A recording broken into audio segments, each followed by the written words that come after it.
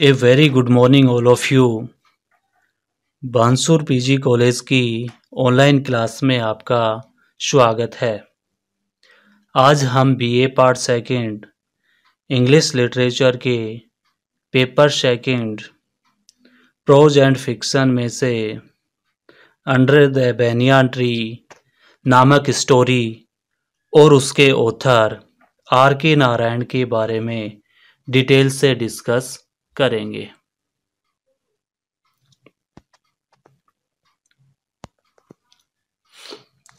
सबसे पहले हम बात करते हैं about the are K Narayan, are K Narayan के बारे में। About the are K Narayan, are K Narayan के बारे में।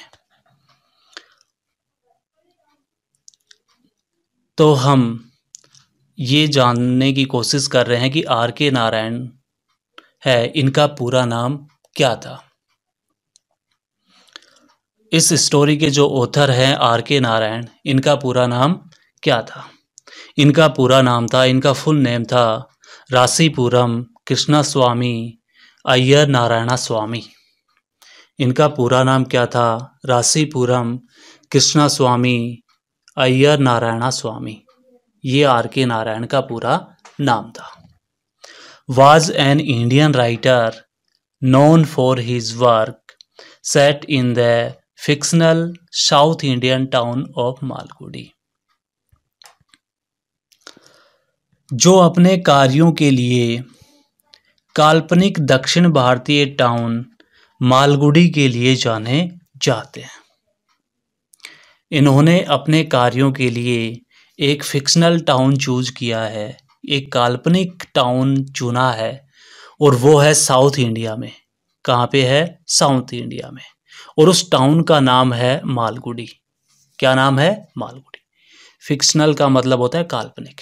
इन्होंने जो काल्पनिक टाउन अपने कार्यों के लिए चूज किया था वो साउथ इंडिया के मालगुडी का है, या मालगुडी साउथ इंडिया में मालगुडी में है। He was a leading author of early Indian literature in English along with Raja Roy, Anand and Raja Roy. Mulk Raj Anand and Raja Roy. वे मुल्क राज आनंद और राजा रॉय के साथ इंग्लिश के प्रमुख साहित्य के लेखक थे। लीडिंग ऑथर का मतलब होता है प्रमुख लेखक। मुल्क राज आनंद और राजा रॉय के साथ। अब हम बात करते हैं ये जो आर के नारायण है, अंडर द बैनियान ट्री के ऑथर हैं, जिनका नाम क्या है? Are K Narayan. इनका जन्म कब हुआ था और कहाँ पे हुआ था? बॉर्न, इनका जन्म हुआ था 10 अक्टूबर 1906 मद्रास, ब्रिटिश इंडिया। इनका जन्म हुआ था 10 अक्टूबर 1906 में। कहाँ पे हुआ था? मद्रास में हुआ था और ब्रिटिश इंडिया में हुआ था। ये जो ब्रिटिश जो शब्द है इंडिया के साथ क्यों ऐड हुआ है? ये इंडिया के साथ इसलिए ऐड हुआ है क्योंकि उस समय कब? जब आर के नारायण का जन्म हुआ था। और आर के नारायण का जन्म कब हुआ था? 10 अक्टूबर 1906 को हुआ था, मद्रास में हुआ था। उस समय हमारा देश अंग्रेजों का गुलाम था। हमारा देश आज़ाद हुआ था 1947 में, और ये बात है 1906 की। हमारा देश अंग्रेजों का गुलाम था, ब्रिटिश जो कंट्री है उनका गुलाम था। इस वजह से इंडिया के साथ ब्रिटिश शब्द ऐड हुआ है। अब हम बात करते हैं आर के नारायण की डेथ के बारे में। आर के नारायण की डेथ कब हुई थी? आर के नारायण की मृत्यु कब हुई थी? तो आर के नारायण की मृत्यु हुई थी 13 मई 2001, Chennai, Tamil Nadu, India. Are K Narayan की मृत्यु हुई थी 13 मई 2001 को। कहाँ पे हुई थी? चेन्नई, तमिलनाडु, इंडिया में। उस समय जब आर के नारायण की डेथ हुई थी, मृत्यु हुई थी, उस समय आर के नारायण की जो एज थी वो कितनी थी? 94। उस समय इनकी एज थी वो ये 94 साल के थे, 94 ईयर्स के ये थे। अब हम देखते हैं आर के नारायण का ऑक्यूपेशन क्या है, इनका व्यवसाय क्या है। ये राइटर थे। कौन थे? राइटर, लेखक थे। नेशनलिटी, आर के नारायण को कौन सी नेशनलिटी प्राप्त है? कौन सी नेशनलिटी प्राप्त थी? इंडियन। अब हम बात करते हैं आर के नारायण के जो कार्य थे, जो वर्क थे, उनमें ये कौन सी जनरे थी, कौन सी शैली का ये प्रयोग किया करते थे। तो इनके जो कार्यों की जो शैली थी वो थी fiction, mythology and non fiction, यानी कि काल्पनिक इनकी जो शैली थी वो क्या थी? फिक्शन का मतलब होता है काल्पनिक। क्या होता है? काल्पनिक। मैथोलॉजी का मतलब होता है पौराणिक कथा, एंड नॉन फिक्शन अकाल्पनिक कथा। अब हम बात करते हैं आर के नारायण के नोटेबल अवार्ड्स के बारे में, प्रमुख अवार्ड्स के बारे में अब हम बात करते हैं। कौन कौन से अवार्ड्स आर के नारायण को प्राप्त हुए थे। तो इनके नोटेबल अवार्ड्स में सबसे पहले है पद्म विभूषण, फिर है पद्म भूषण, फिर इनको साहित्य अकादमी अवार्ड भी इनको मिला हुआ है, साहित्य अकेडमी अवार्ड भी इनको मिला है, बेंसन मेडल अवार्ड भी इनको प्राप्त हुआ है। अब हम बात करते हैं इसके स्पाउस का क्या नाम था। स्पाउस का मतलब होता है अपोजिट जेंडर, यानी कि इसकी पत्नी का क्या नाम था। इनकी पत्नी का नाम था राजम नारायण। इनकी पत्नी का क्या नाम था? राजम नारायण। और राजम नारायण का आर के नारायण के साथ विवाह हुआ था 1934 में आर के नारायण के साथ राजम की क्या हुई थी? शादी हुई थी। और ये सिर्फ इनकी जो शादी है 1939 तक ही चल पाई, क्योंकि 1939 में आर के नारायण की जो पत्नी है राजम नारायण, इनका क्या हो गया था? इनका देहांत हो गया था। राजम और आर के नारायण की एक पुत्री है, उस पुत्री का नाम है हेमा नारायण। क्या है इनकी पुत्री का नाम? हेमा नारायण। अब हम बात करते हैं आर के नारायण के फेमस वर्क के बारे में। आर के नारायण के famous work, are K Narayan के मुख्य कार्य कौन कौन से थे। आर के नारायण ने कौन कौन से मुख्य कार्य लिखे थे। तो इसमें फर्स्ट अपन जानने की कोशिश कर रहे हैं इन्होंने कौन कौन से फेमस नॉवेल्स लिखे थे। कौन कौन से फेमस नॉवेल इन्होंने लिखे। तो इनके फेमस जो नॉवेल थे, प्रसिद्ध नॉवेल्स थे, उनमें सबसे पहले इन्होंने लिखा था स्वामी एंड फ्रेंड्स। सबसे पहले इन्होंने कौन सा नॉवेल लिखा? स्वामी एंड फ्रेंड्स। और ये नॉवेल इन्होंने सबसे पहले कब लिखा था? 1935 में। 1935 में इन्होंने अपना फर्स्ट नॉवेल लिखा और उसका नाम था स्वामी एंड फ्रेंड्स। इनका सेकंड इम्पोर्टेंट नॉवेल है, उसका नाम है द बैचलर ऑफ आर्ट्स। और ये नॉवेल इन्होंने 1937 में लिखा। 1937 में इन्होंने सेकंड नॉवेल लिखा। थर्ड इनका इम्पोर्टेंट नॉवेल है, उसका नाम है द डार्क रूम। 1939 में इन्होंने ये नॉवेल लिखा, 1938 में। नेक्स्ट इनका नॉवेल है जिसका नाम है द इंग्लिश टीचर। और द इंग्लिश टीचर इन्होंने लिखा था 1945 में। 1945 में इन्होंने ये नॉवेल लिखा। नेक्स्ट इनका जो नॉवेल है उसका नाम है मिस्टर संपत, और ये इन्होंने लिखा था 1949 में, 1949 में। नेक्स्ट नॉवेल का नाम है द फाइनेंशियल एक्सपर्ट, और ये इन्होंने लिखा था 1952 को। 1952 में इन्होंने ये अपना फेमस नॉवेल लिखा।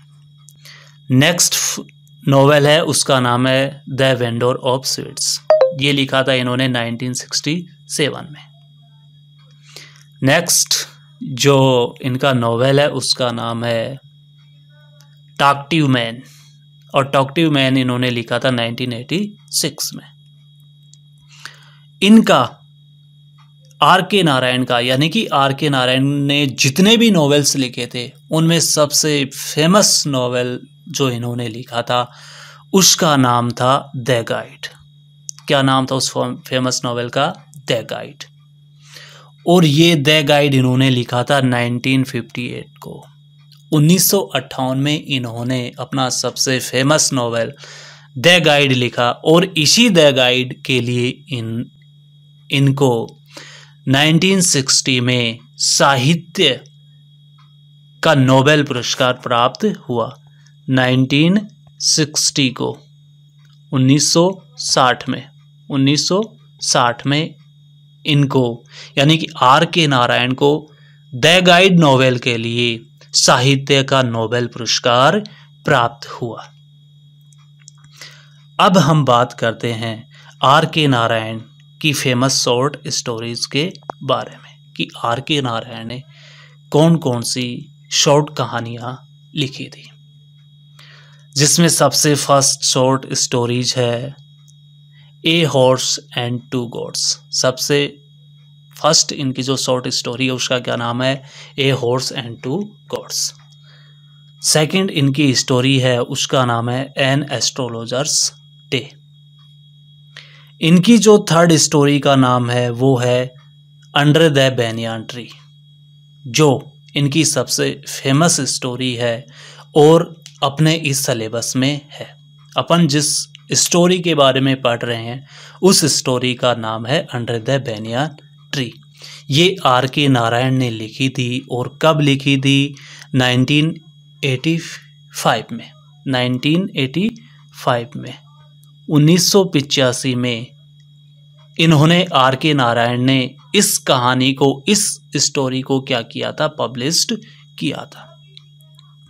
नेक्स्ट स्टोरी जिसका नाम है मालगुडी डेज, और उससे अगली जो स्टोरी है उसका नाम है लवली रोड। ये हमने देखा है आर के नारायण की फेमस स्टोरीज के बारे में, फेमस इनके नॉवेल्स के बारे में हमने जाना है। अब हम जानेंगे about the story of banyan tree. Banyan tree के बारे में, बरगद के पेड़ के बारे में ये स्टोरी क्या है, अब हम इस स्टोरी के बारे में आगे पढ़ते हैं। Under the banyan tree and other stories is a collection of short stories by R K Narayan.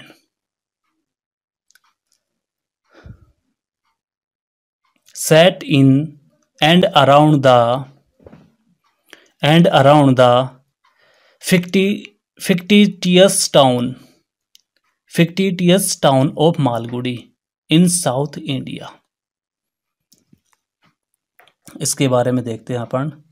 Under the banyan tree and other story R K Narayan द्वारा लिखी गई। किनके द्वारा लिखी गई? Under the banyan tree R K Narayan के द्वारा लिखी गई। आर के नारायण द्वारा लिखी गई ये शॉर्ट कहानियों का एक कलेक्शन है, एक संग्रह। कलेक्शन का मतलब क्या होता है? संग्रह। इन्होंने अपने दक्षिणी भारतीय काल्पनिक कस्बा या काल्पनिक फिक्शनल टाउन मालगुडी में इसको लिखा। इनका जो फिक्शनल या फिक्टिटियस टाउन है जिसका नाम है मालगुडी, और ये कहाँ पे है? साउथ इंडिया में। यहाँ पर इन्होंने इसको लिखा। आगे है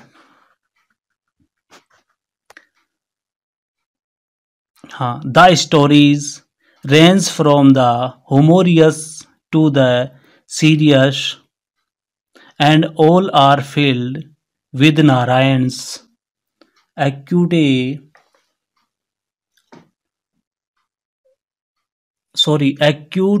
observations of human nature। Acute का मतलब होता है, इस एक्यूट का मतलब होता है अत्यधिक। एक्यूट का मतलब क्या होता है? अत्यधिक। ये एक्यूट है, कहाँ पे है, ये रहा। एक्यूट का मतलब होता है अत्यधिक।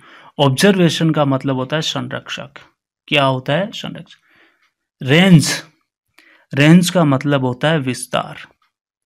रेंज का मतलब क्या होता है, विस्तार। हाँ, कहानियों का विस्तार गंभीर, विनोदी या हास्यकार है। इन सब को आर के नारायण ने अत्यधिक संरक्षक और मानव प्रकृति से भर दिया है। ह्यूमन नेचर का मतलब क्या होता है, मानव प्रकृति। हाँ, आगे जानते हैं। The concluding story under the banyan tree is about a village tailor who concludes his career by taking a vow of silence for the rest of his life, realizing that a storyteller must have the sense to know when they stop and not wait for others to tell him. वो VOW, वो का मतलब होता है प्रतिज्ञा। क्या होता है, प्रतिज्ञा। हाँ, अब इसका हिंदी ट्रांसलेशन देखते हैं कि अंडर द banyan ट्री का ग्रामीण परिवेश में या ग्रामीण स्टोरी कहने वाला, ग्रामीण कहानी कहने वाले के बारे में है, जो अपनी प्रतिज्ञा के कारण शेष पूरे जीवन में साइलेंट रहता है, खामोश रहता है। उस कहानी लेखक को ये उस समय महसूस होता है जब उसकी कहानी सुनने के लिए दूसरे लोग वहां नहीं रुकते हैं। यानी कि दूसरे लोग उसकी कहानी को सुनने के लिए अब वहां पर नहीं रुकते, यानी कि उस कहानी कहने वाले को वे लोग नजरअंदाज कर देते हैं।